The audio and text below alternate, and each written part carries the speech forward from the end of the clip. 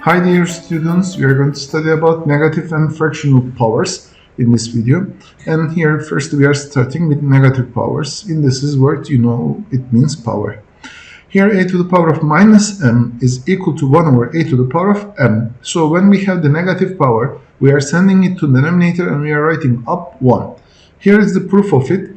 Since we know that a to the power of minus m is equal to a to the power of 0 minus m, and since we know that a to the power of n divided by a to the power of m is equal to a to the power of n minus m, if I write here, this should be a to the power of 0 divided by a to the power of m, which is equal to a to the power of 0, you know from the previous video, it's equal to 1, and a to the power of m, it should be equal to a to the power of n. We are going to keep the right, and then we are going to see that a to the power of minus m, it should be equal to 1 over a to the power of m. So if I continue with this one here, it has to be 1 over 4 to the power of 1. But you know, when the power is 1, we are not writing 1 over 4. It has to be the second one, 1 over 3 to the power of 2, which is equal to 1 over 9. It has to be,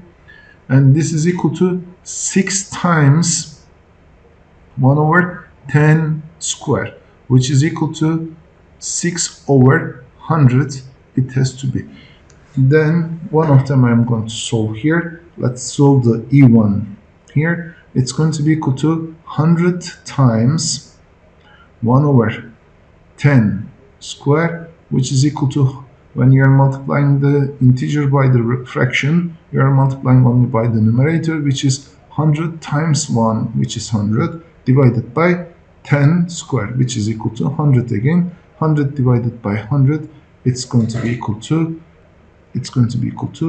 1. So this is the solution of the question. Okay, this is the important part. Now fractional indices.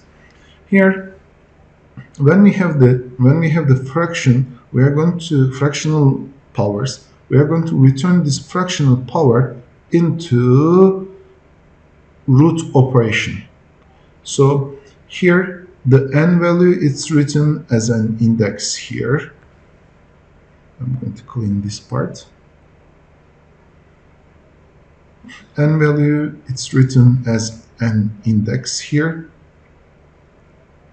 and then here this power comes here, which is equal to the power of 1, or in another word, if we say like this, here, this is the power, and this is the denominator. This is the numerator written up, this is the denominator written down.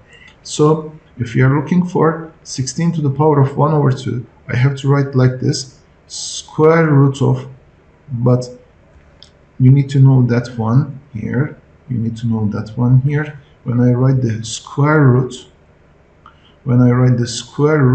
I will not write the square root of 16. It should be equal to square root of 16.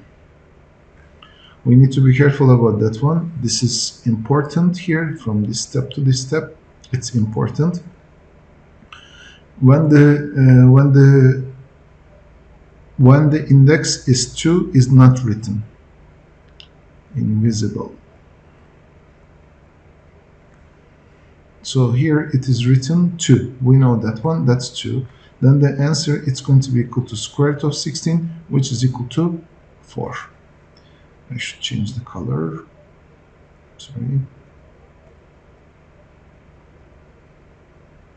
Okay.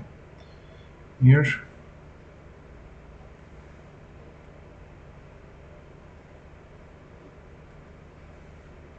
Is equal to 4. It has to be. Okay, what about cube root of 125 here?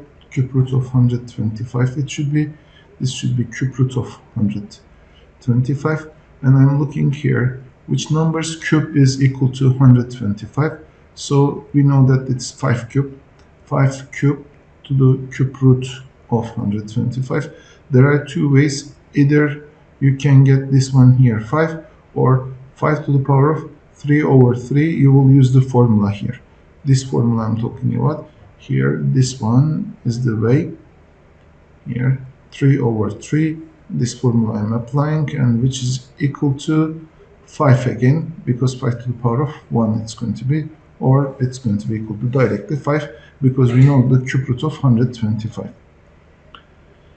Okay, evaluate 16 to the power of 1 over 4 without using calculator.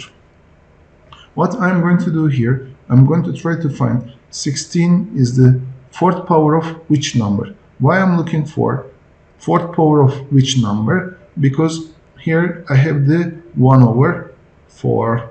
So I recognize that 16 is equal to 16 to the power of 1 over 4 is equal to 2 to the power of 4. Actually, if I write like this, I think it will be more clear.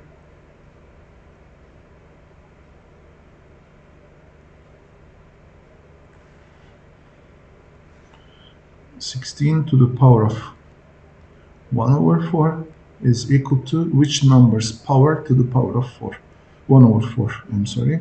Then we know that this is 2 to the power of 4 to the power of 1 over 4, and it's going to be equal to 2 to the power of 4 times 1 over 4, which is equal to 2 to the power of 4 over 4, which is equal to 2 to the power of 1. That's equal to 2. It has to be. So fourth root of, in another way, fourth root of 16, if we see, we can transform it into this form, and we are understanding that that's equal to 2. It has to be. But for this kind of question, when the power 1 over 4 or 1 over 2, 1 over 3, yeah, it is easier. But when it is 3 over 2, 25 to the power of 3 over 2, of course, we have to do some operations here. Firstly, I have to find here 25 to the power of 3 over 2. Since the denominator is 3 over 2, is the power square power of which number? This is 5, 25 is 5 square, so it's equal to 5 square times, actually let me do like this first, see, 3 over 2, then 5 squared times 3 over 2. This is the rule that I'm using here. A to the power of n to the power of m, it should be equal to a to the power of n times m.